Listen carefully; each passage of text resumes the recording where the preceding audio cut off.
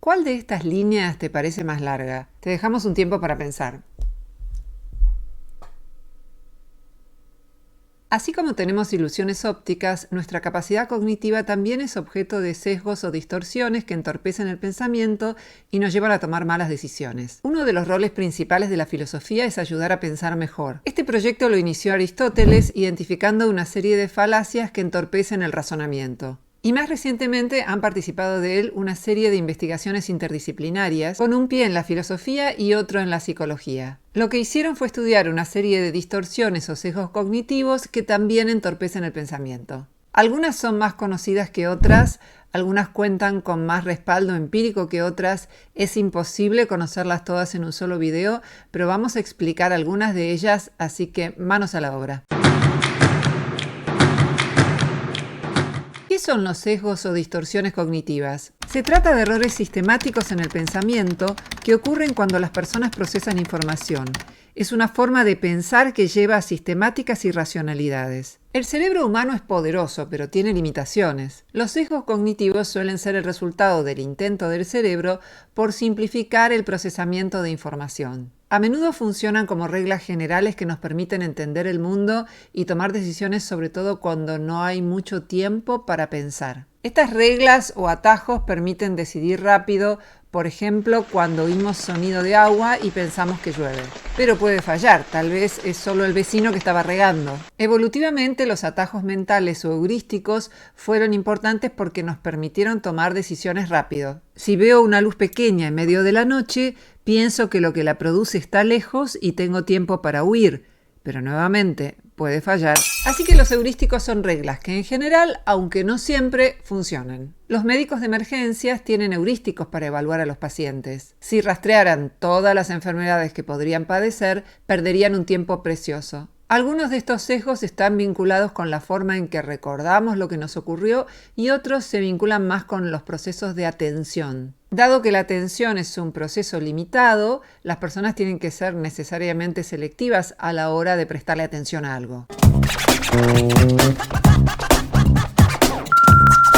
Las teorías clásicas sobre el proceso de toma de decisiones fueron desarrolladas en el contexto de las teorías económicas. Básicamente asumen que los individuos son racionales y toman la mejor decisión dadas las circunstancias. O sea, no tienen en cuenta los sesgos cognitivos de los que estamos hablando. El concepto de sesgo o distorsión cognitiva fue utilizado por primera vez por Amos Tversky y Daniel Kahneman en 1972.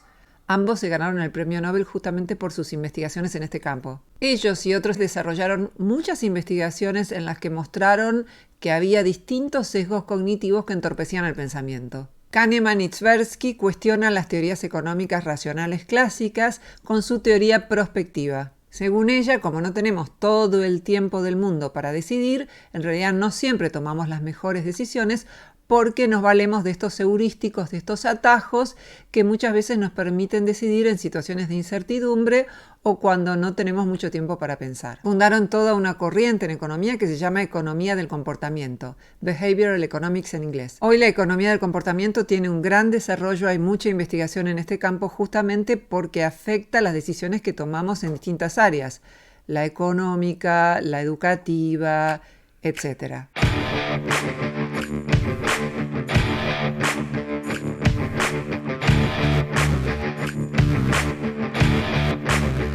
Las personas a veces confunden los sesgos cognitivos con las falacias lógicas, pero no son lo mismo. Una falacia lógica se deriva de un error en un argumento lógico, mientras que un sesgo cognitivo se basa en errores asociados a la memoria o a la atención, como decíamos. A veces se solapan, pero son cosas distintas. Dedicamos un video entero a hablar de la falacia dominem y vamos a seguir hablando de otras falacias porque también es muy importante conocerlas para pensar mejor y tomar mejores decisiones.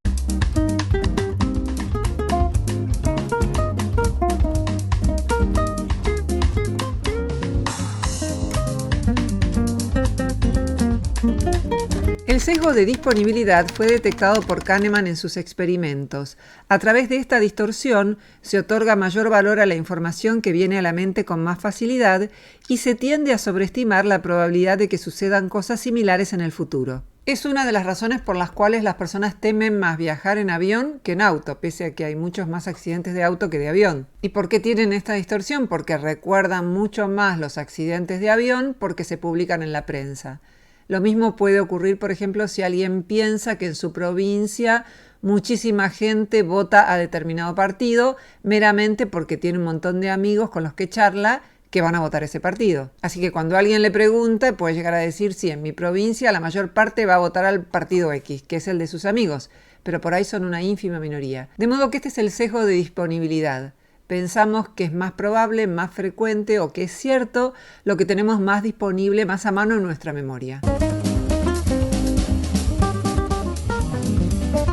Vamos ahora con el error de atribución o sesgo de correspondencia. Supongamos que si el vecino no me saluda, yo pienso que es un antipático, pero si yo no lo saludo a él, pienso que es porque estoy corta de vista o porque estaba distraída. Es decir, la misma acción es atribuida a un rasgo de personalidad del prójimo, en este caso el vecino, y cuando hay que atribuirla a uno mismo, se trata de la suerte, del azar, de las circunstancias. Yo no dije que por algún rasgo mío de personalidad no lo saludé, mientras que sí le atribuía a él un rasgo de personalidad, ser antipático. También se da cuando se atribuye el éxito de las otras personas a la suerte o a las circunstancias y los éxitos personales al talento.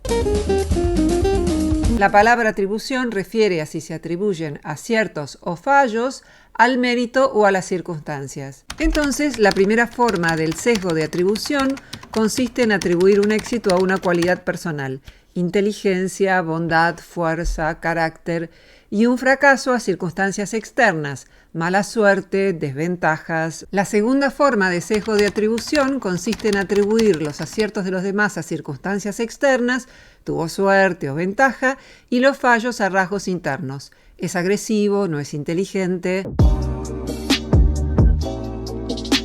Seguramente muchos conocen el sesgo de confirmación.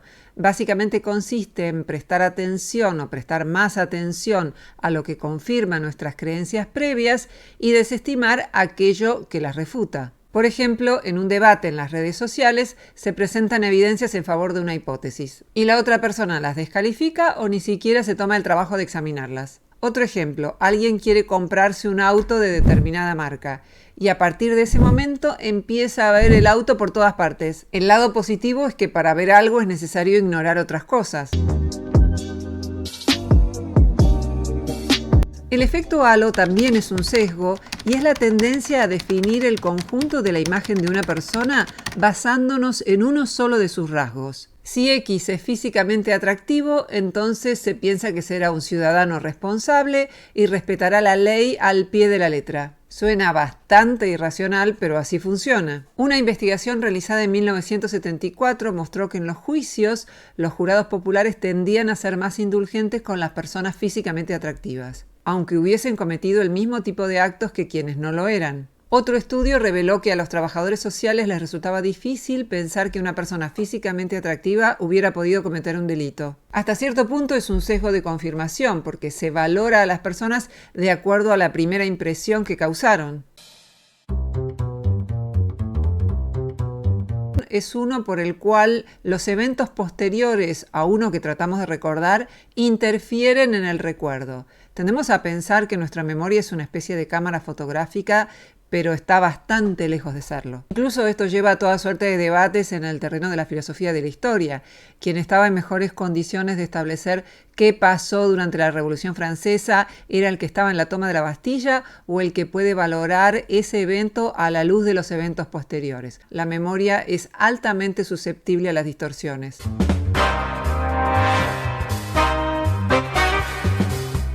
Otra distorsión es el sesgo del optimismo. Es la tendencia a sobrevalorar las posibilidades de que las cosas salgan bien. Parece haber una ventaja adaptativa en este sesgo. Es mucho más fácil levantarse a la mañana si uno piensa que las cosas van a salir bien que si piensa que no. Aunque el lado oscuro de esta distorsión es que ser demasiado optimista puede ser la línea directa a la bancarrota. Por eso una amiga decía que cada vez que escuchaba a alguien decir hay que agrandar el negocio, temblaba. Otro sesgo es el del falso consenso. Es sobreestimar la posibilidad de que los demás estén de acuerdo con nosotros. Por ejemplo, yo supongo que si este canal tiene tantos suscriptores, eso es porque todos están de acuerdo con todo lo que yo digo. ¿No están de acuerdo con todo lo que yo digo? Parece que no. Otra distorsión se denomina anclaje. Tiene un punto en común con el efecto halo, pero en lugar de referir a personas, refiere a información. Consiste en confiar demasiado en la primera información que recibimos cuando pensamos y tomamos decisiones. En un experimento les pedían que dijeran el número del seguro social, y cuanto más alto era este número, más cotizaban luego el precio de una botella de vino. Se da incluso cuando expertos como agentes inmobiliarios tasan el valor de una propiedad. Otra distorsión es el sesgo de inversionista. En virtud del gasto realizado en el pasado, se toman decisiones irracionales sobre el futuro. Por ejemplo, como pagamos la entrada al cine, aunque la película nos parezca horrenda, nos quedamos hasta el final. Aunque un libro nos parezca pésimo, como ya leímos la mitad, leemos la otra mitad. Aunque una relación no vaya para atrás ni para adelante, nos quedamos meramente por el hecho de haber invertido bastante tiempo en ella. Esto suena muy racional, no separarse ante la primera de cambio, pero el sesgo refiere sobre todo a estas situaciones en las que ya una relación es insostenible y por el sesgo del inversionista la persona insiste en continuar con esa empresa que inició tiempo atrás. Último ejemplo, se continúa construyendo una obra pública pese a que los gastos son desmedidos y que ya demostró ser inútil. Un sesgo que no conocía y que apareció cuando estaba organizando la información para el video es el atractivo de grupo. Es la tendencia, que parecería existir, a ver a las personas físicamente más atractivas cuando forman parte de un grupo.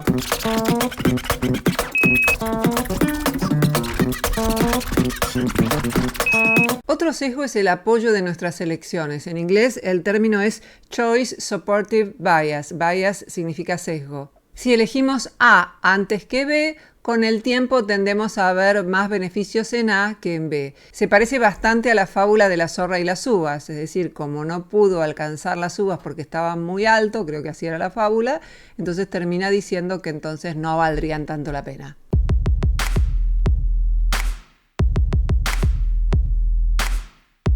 Yo creo haber identificado una distorsión cognitiva que denominé sesgo del autor. Básicamente es la tendencia a sobreestimar la apreciación que podemos tener de una idea o de una frase al saber quién la pronunció. En el estudio experimental que hice, entre un 30 y un 50% de la valoración que se daba a una idea o a una frase tenía que ver con la persona que la pronunciaba. Es decir, si una frase era de Einstein, se la consideraba un 50% más valiosa. Einstein era así la persona que otorgaba más valor a una frase. Otra distorsión que investigué años atrás es la que tiene que ver con cómo valoramos más a las personas cuando ya no están vivas. Tomé algunos personajes públicos y realicé encuestas diciendo cuánto aprecian ustedes a esta persona, qué valor ético le asignan. Y años después, cuando esas personas ya no estaban vivas, volví a hacer la misma pregunta y se había elevado la valoración que se le daba a una persona, incluso cuando eran personas que socialmente habían tenido algún tipo de reprobación.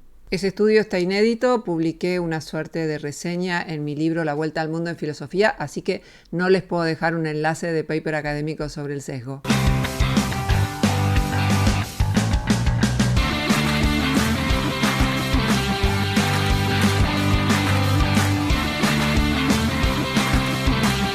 A veces múltiples sesgos o distorsiones pueden interferir en el pensamiento y en las decisiones que tomamos. Por ejemplo, alguien puede recordar los datos que confirman su hipótesis y desestimar los que no. Ese es el sesgo de confirmación y asumir que todos los demás comparten esa idea, que sería el sesgo del falso consenso. Son muchísimos los sesgos cognitivos que fueron identificados en estudios experimentales. Investigaciones que no vamos a compartir acá por falta de tiempo, pero pueden googlearlas, pongan sesgo cognitivo, los que hablen inglés pueden poner cognitive biases, B-I-A-S-E-S. La evidencia de algunos sesgos cognitivos que no mencionamos acá también generó controversias. Por ejemplo, la de los sesgos implícitos. Una persona dice que no es racista, pero a través de distintos experimentos se muestra que sí lo es. Todos tenemos sesgos cognitivos y no suelen ser voluntarios. Sostener que alguien nos engaña porque tiene un sesgo cognitivo no parece muy justo. Puede ser más fácil detectarlos en otras personas, pero nadie se libra por completo de las distorsiones cognitivas. Aunque conociéndolas podemos disminuirlas, no ser víctimas de los sesgos cognitivos de los demás y tomar mejores decisiones. Si alguien piensa que por ser muy racional le fue peor, podemos responderle con la frase de la divulgadora del escepticismo Julia Galef. La conclusión que debes sacar no es que la racionalidad no funciona, sino que vos fallaste en tus habilidades racionales. Nunca nos convertiremos en perfectamente racionales, tenemos una racionalidad limitada, pero siempre podemos mejorar y es tarea de la filosofía ayudar a hacerlo. No de una vez y para siempre solo mirando un video, sino a través de la práctica constante, aprendiendo de nuestros errores y de los demás, pensando mejor y tomando mejores decisiones.